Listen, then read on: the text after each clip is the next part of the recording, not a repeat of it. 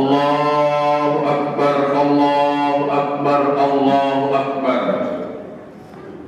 Allahu Akbar, Allahu Akbar, Allahu Akbar. Allahu Akbar kabira walhamdulillahi katsira wa subhanallahi bukratan wa asila. La ilaha illallah wallahu akbar.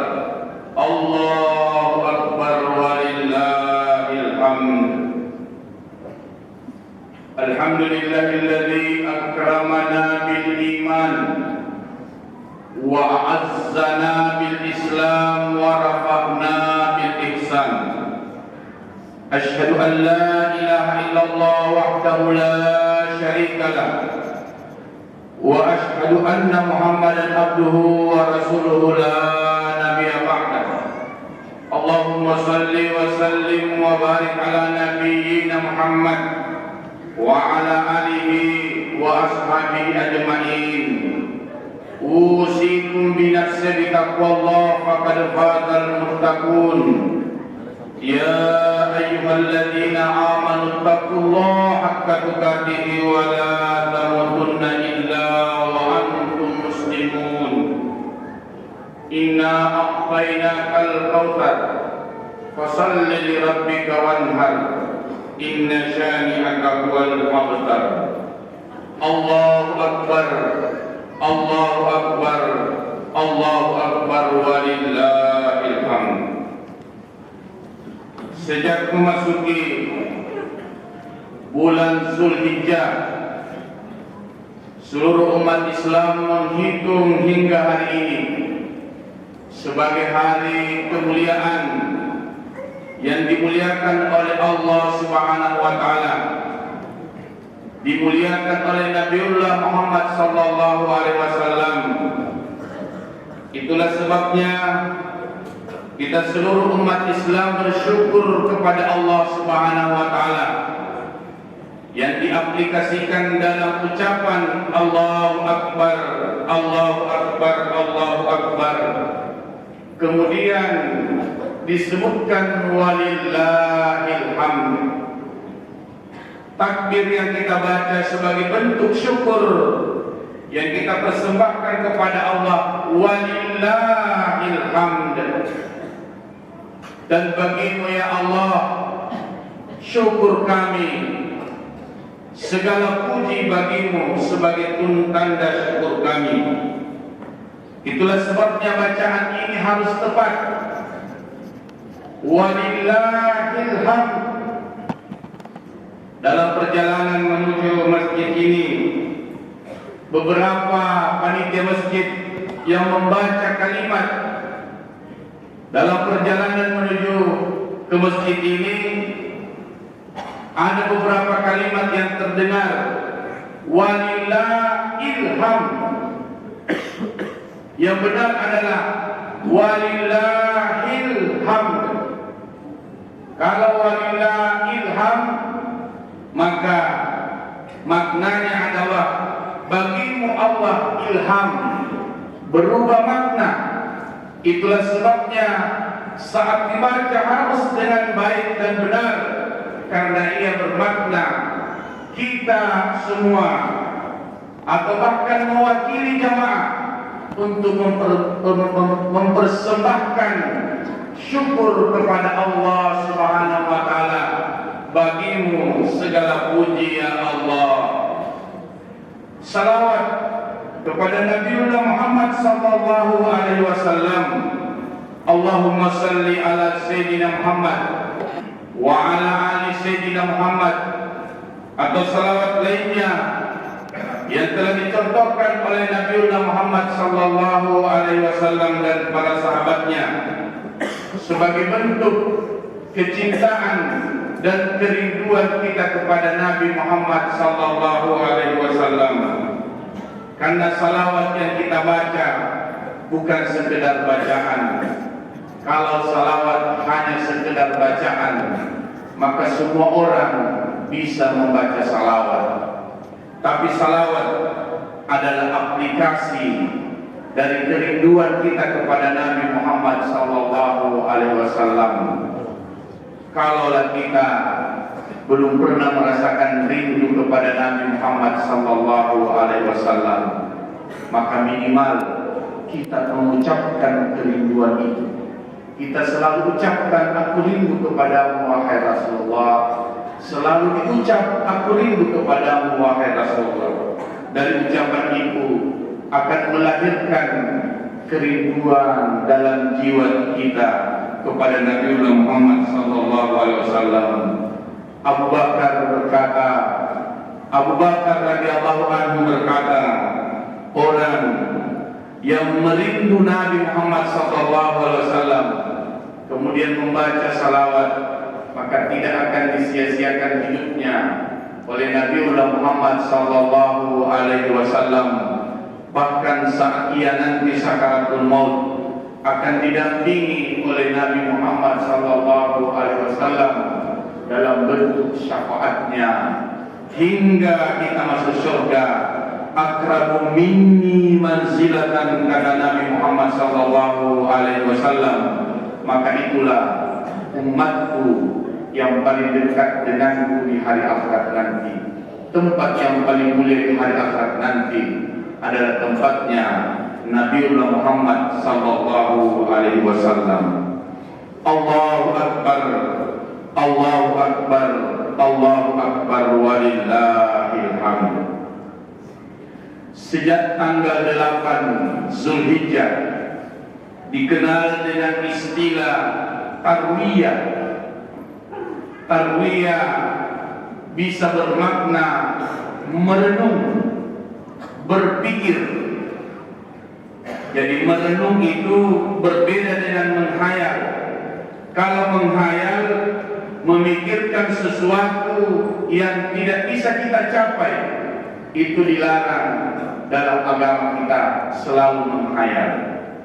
Justru yang dianjurkan adalah merenung. Kalau merenung adalah memikirkan sesuatu yang bisa kita capai, yang bisa kita amalkan, yang bisa kita kerjakan. Maka tanggal 8 Zulhijjah disebut dengan hari tarwiyah, artinya atau bisa bermakna hari merenung.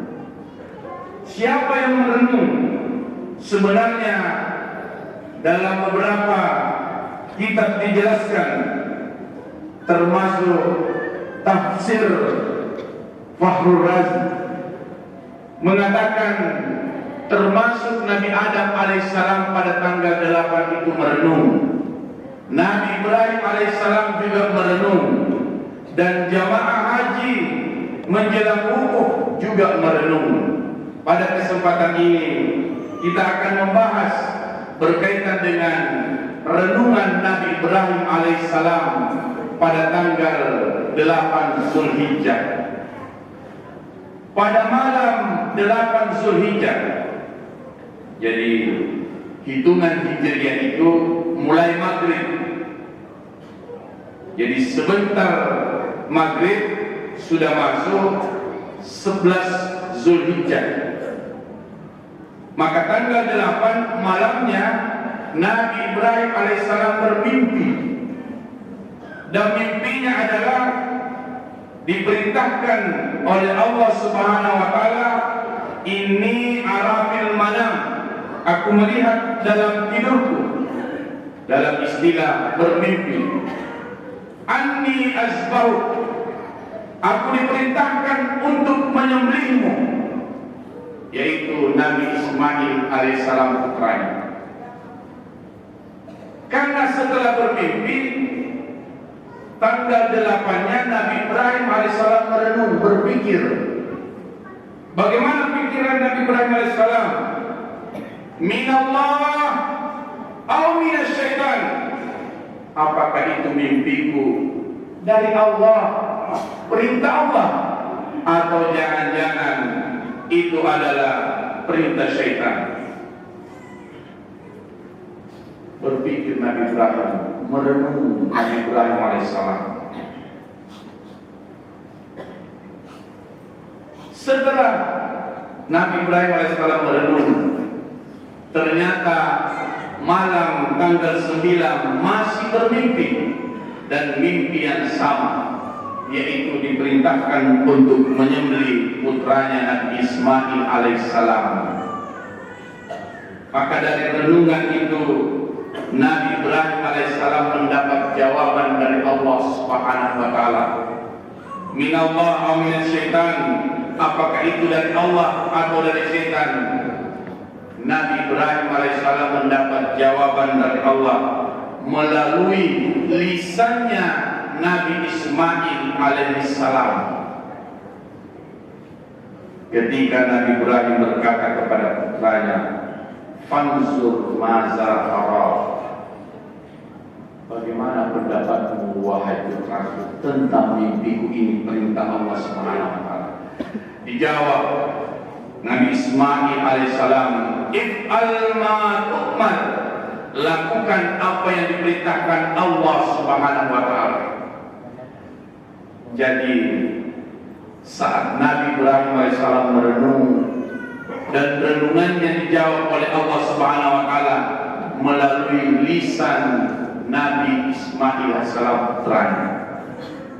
Sebenarnya itu jawaban Allah Subhanahu wa taala yang melalui lisan Nabi Ismail alaihissalam, karena secara logika Nabi Ismail alaihissalam pada saat itu baru berusia sekitar 6 atau 7 tahun. Kalau bukan dari Allah Subhanahu wa taala, bagaimana mungkin anak seusia itu menjawab tentang perintah Allah Subhanahu wa taala? Tapi itu adalah Allah yang menjawab melalui lisannya Nabi Ismail alaihissalam, "If'al ma tu'mar." Lakukan apa yang diperintahkan Allah Subhanahu wa taala. Itulah sebabnya kita sebagai umat Islam harus banyak meluangkan waktu merenung, berpikir. Apa yang dipikirkan? Kalau Nabi Ibrahim alaihissalam berpikir tentang apakah ini perintah Allah atau dari setan, maka kita juga bisa mengikuti berpikir berkaitan dengan ibadah kepada Allah Subhanahu wa taala, khususnya pada bulan ini berkaitan dengan ibadah kurban. Bagi yang belum mendaftar kurban, luangkan waktu untuk merenung, berpikir. Kalau Nabi Ibrahim alaihissalam berpikir apakah ini jawaban dari Allah Subhanahu wa taala atau apakah ini perintah dari Allah Subhanahu wa taala atau perintah dari setan? Kalau kita berpikir tentang kurban, maka pertanyaannya, saat saya merenung tentang kurban, saya sampaikan kepada keluarga istri, sampaikan kepada anak-anak, kemudian nanti jawaban istri atau jawaban anak kita, apakah jawaban itu dari Allah atau dari syaitan? Saat kita mampu berkurban secara ekonomi, kemudian keluarga kita mengatakan jangan dulu berkurban, bisa jadi sebenarnya itu adalah jawaban dari syaitan melalui lisan keluarga kita. Tetapi saat kita sampaikan kepada istri, sampaikan kepada keluarga anak kita mengatakan saya mau berkurban, kemudian begitu tulus ia mengatakan silahkan, if'al ma tu'mar, lakukan apa yang diperintahkan Allah Subhanahu wa taala. Sebenarnya hasil renungan itu dijawab Allah melalui lisan hambanya, bisa melalui istri kita atau suami kita atau anak-anak kita. Jadi kalau mau berkomunikasi dengan Allah, banyak-banyak merenung, karena saat kita merenung, Allah akan menjawabnya. Masjid ini bisa terbangun begitu megah. Awalnya ada hamba yang merenung, berpikir bagaimana supaya di Blok M ini ada masjid. Dari hasil pikirannya itu ia sampaikan kepada warga yang lain. Dan kira-kira Kalimatnya seperti ini, bagaimana kalau kita membangun masjid di tempat ini? Dan orang yang diminta pendapatnya langsung menjawab, kita bangun masjid. Sebenarnya itu lisannya warga, tapi itu jawaban dari Allah Subhanahu wa Ta'ala.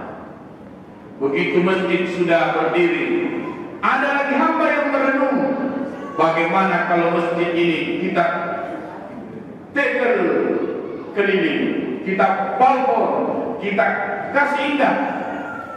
Disampaikan lagi ke jamaah, bagaimana kalau kita lakukan seperti ini? Salah seorang di antara jamaah menjawab, lakukan itu.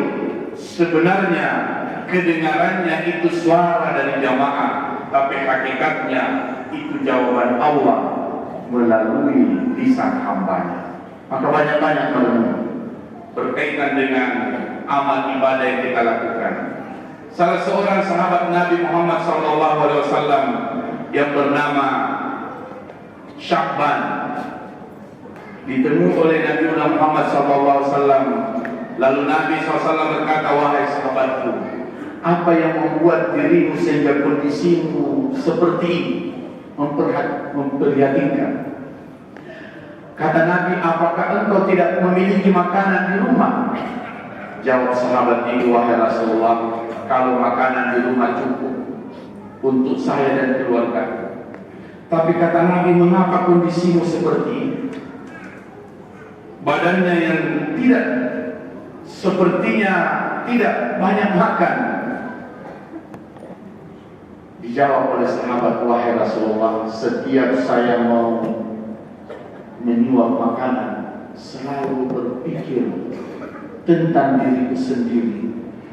Kalau hari ini aku selalu bertemu denganmu di masjid, karena Syakban ini adalah salah satu sahabat yang tidak pernah alfa salat berjamaah, selalu hadir. Bahkan dia masih memikirkan dirinya, wahai Rasulullah, kalau setiap waktu salat aku bisa bertemu denganmu, lalu bagaimana nanti di surga? Engkau adalah hamba yang dijamin masuk surga, wahai Rasulullah. Engkau adalah hamba yang selalu dijaga oleh Allah Subhanahu wa Ta'ala. Engkau adalah hamba yang pasti masuk surga. Tapi bagaimana dengan diriku, wahai Rasulullah? Seorang sahabat yang setiap hari bersama dengan Nabi Muhammad SAW masih merenung, berpikir tentang dirinya, apakah saya ini bisa masuk surga atau tidak. Maka luangkan waktu banyak merenung. Dari renung itu, insya Allah Allah akan jawab melalui lisan-lisan hambanya. If'al ma tu'mar, lakukan apa yang diperintahkan Allah. Kalau hari ini kita mampu berkurban dan kita belum melakukannya, kuncinya agar kita mudah melakukan perintah Allah. Dalam Al-Quran dikatakan, walladzina jahadu fina lanahdiyannahum subulana. Siapa yang bersungguh-sungguh ingin melakukan perintahku, akan kumudahkan jalannya. Jadi sebenarnya kadang kita tidak berkurban bukan karena tidak mampu, tapi karena kita belum memikirkan dengan sesungguhnya. Kita belum bersungguh-sungguh ingin melakukannya. Karena saat hamba bersungguh-sungguh ingin melakukannya, menemui panitia bahwa saya ingin berkurban, Allah Subhanahu wa Ta'ala mudahkan jalannya. Itulah sebabnya waktu kurban itu bukan hanya satu hari. Karena jangan sampai hari ini merenung, sebentar mendaftar, masih ada tanggal 11, 12, dan 13 waktu untuk berkurban. Allahu Akbar, Allahu Akbar, Allahu Akbar, walillahil hamd. Maka disebutlah hari Tarwiyah, karena pada saat itu Nabi Ibrahim alaihissalam merenungkan perintah Allah Subhanahu wa Ta'ala. Kalau Nabi Ibrahim berpikir tentang perintah Allah, karena perjalanan Nabi Ibrahim alaihissalam salah satu ujiannya memang berkaitan dengan keturunan. Nabi Ibrahim alaihissalam berpuluh-puluh tahun berdoa kepada Allah Subhanahu wa Ta'ala. Kemudian dikaruniai anak putra. Setelah lahir putranya, diperintahkan oleh Allah Subhanahu wa Ta'ala hijrah, berpindah dari Palestina menuju Makkah. Sampai di Makkah, jadi Nabi Ismail masih bayi, masih kecil. Sampai di Makkah, Nabi Ibrahim alaihissalam diperintahkan oleh Allah meninggalkan Nabi Ismail alaihissalam kembali ke Palestina untuk berdakwah. Maka pada saat itu Nabi Ismail alaihissalam hanya berdua dengan ibunya Siti Hajar. Tidak ada satupun selain mereka berdua. Tidak ada tumbuhan, bahkan tidak ada makhluk yang sejenis manusia. Begitu Nabi Ibrahim alaihissalam meninggalkan putranya, diikuti oleh istrinya Siti Hajar, dipegang bajunya. Apakah benar engkau akan meninggalkan aku? Kata Siti Hajar. Kata Nabi Ibrahim alaihissalam, benar, aku akan meninggalkan engkau. Tapi satu pertanyaannya istri Salihah, Siti Hajar hanya bertanya, wahai suamiku, apakah ini perintah Allah Subhanahu wa Ta'ala? Nabi Ibrahim menjawab, ini adalah perintah Allah Subhanahu wa Ta'ala. Maka saat itu pula Siti Hajar berkata, silakan tinggalkan kami berdua di sini, karena Allah tidak akan menyia-nyiakan aku kalau itu perintah Allah. Nabi Ibrahim meninggalkan Nabi Ismail salam bersama dengan ibunya sekitar 7 sampai sekitar 6 tahun. Nabi Ibrahim kembali, dan saat itu pula ia bertemu dengan putranya dan diperintahkan untuk menyembelihnya. Maka tentu secara manusiawi ia akan berpikir, bukan berarti Nabi Ibrahim alaihissalam tidak taat kepada Allah Subhanahu wa Ta'ala, tetapi ia merenungkan apakah ini perintah Allah atau jangan-jangan dari syaitan.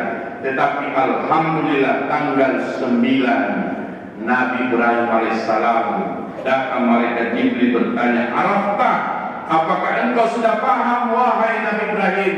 Dijawab Nabi Ibrahim, Araftu, saya sudah paham bahwa mimpiku ini dari Allah Subhanahu wa Ta'ala. Maka tanggal 9 disebutlah hari Arafah.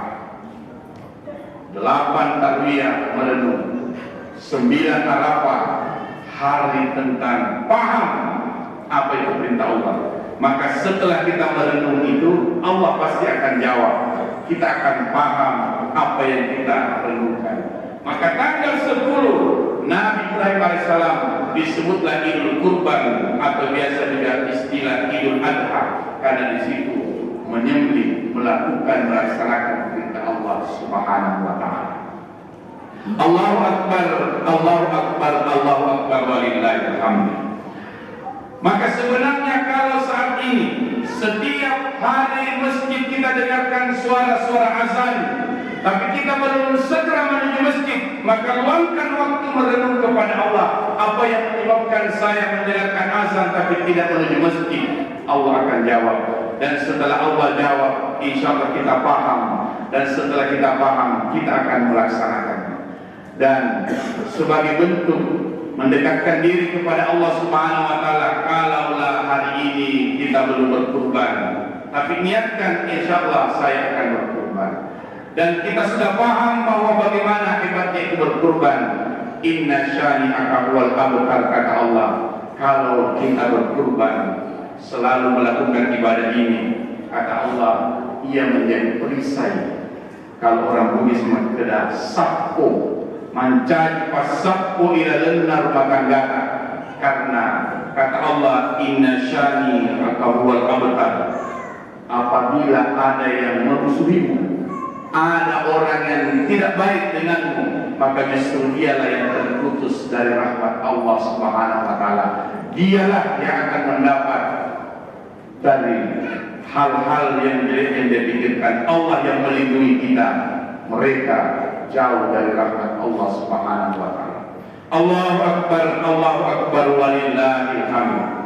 Dan kalaulah kita belum berkurban, maka perbanyaklah berzikir kepada Allah Subhanahu wa Ta'ala sampai tanggal 10 hari ini, 11, 12, 13. berbanyak takbir kepada Allah Subhanahu wa taala. Dan bagi yang berkurban ada 3 niatnya. Kita bisa pilih salah satunya. Kita berkurban niat untuk satu orang. Saya kurban untuk diriku sendiri, boleh. Yang kedua, saya berniat kurban saya dan keluargaku. Jadi satu orang, tetapi disebutkan saya dan keluargaku. Dan yang ketiga, kita berkurban untuk kedua orang tua yang telah wafat. Saya berkurban, saya niatkan untuk orang tua saya yang telah wafat. Maka bisa dipilih salah satunya. Yang paling banyak dilakukan oleh para ulama yang kedua, yaitu saya berkurban dan keluarga. Maka insya Allah satu suami, satu istri, misalnya 3 anak, maka semuanya masuk mendapat pahala kurban dari niat kita, saya dan keluarga. Dan yang berkurban, bagi yang bisa menyaksikan silakan saksikan. Bagi yang tidak bisa juga tak mengapa, tetapi kita dianjurkan banyak membaca Qul inna sholati wa nusuki wa mahyaya wa mamati lillahi rabbil alamin. Lillahi rabbil alamin itu kita serahkan semua kepada Allah. Sesungguhnya salatku, ibadah usahaku, bahkan hidup dan matiku lillahi rabbil alamin, kuserahkan kepada Allah Subhanahu wa taala. Maka tidak ada lagi orang yang berkurban. Protes panitia, mengapa daging saya tidak cukup? Karena kita berkurban bukan untuk daging, tetapi lillahi ta'ala, telah kuserahkan semua kepada Allah Subhanahu wa taala. Adapun kalau mendapat bagian, itu diatur dalam agama bahwa yang berkurban itu dapat bagian 1/3 dari jumlah yang telah dihitung oleh panitia. Maka tidak ada lagi protes-protes, karena kita selalu membaca salatku, usaha ibadahku, hidup dan matiku lillahi rabbil alamin, semuanya untuk Allah Subhanahu wa taala. Allahu akbar, Allahu akbar, Allahu akbar, walillahil hamd. Sebagai penutup, saat kita melakukan renungan kepada Allah Subhanahu wa taala, maka ikuti dengan zikir kepada Allah. Itulah sebabnya pada tanggal 10, 11, 12, 13 adalah dianjurkan banyak berzikir kepada Allah Subhanahu wa taala. Alladzina yadhkuruna Allah qiyaman wa qu'udan wa 'ala junubihim wa yatafakkaruna fi khalqis samawati wal ard, yaitu berzikir kepada Allah dalam keadaan kita berdiri, duduk, bahkan berbaring, dan wa yatafakkaru, memikirkan apa yang ada di langit dan apa yang ada di bumi, ciptaan Allah Subhanahu wa taala. Kemudian kita menyadari bahwa apa yang kita miliki ini adalah dari Allah Subhanahu wa taala. Dari kesadaran itu, maka kita ucapkan walillahil hamd, atau lebih sederhananya kita banyak mengucap alhamdulillahi rabbil alamin sebagai bentuk syukur kita kepada Allah Subhanahu wa taala. Barakallahu li wa lakum fil Qur'anil Karim wa nafa'ni wa iyyakum bima fihi min ayati wa zikril hakim wa taqabbal minni wa minkum tilawatahu innahu huwal ghafurur rahim.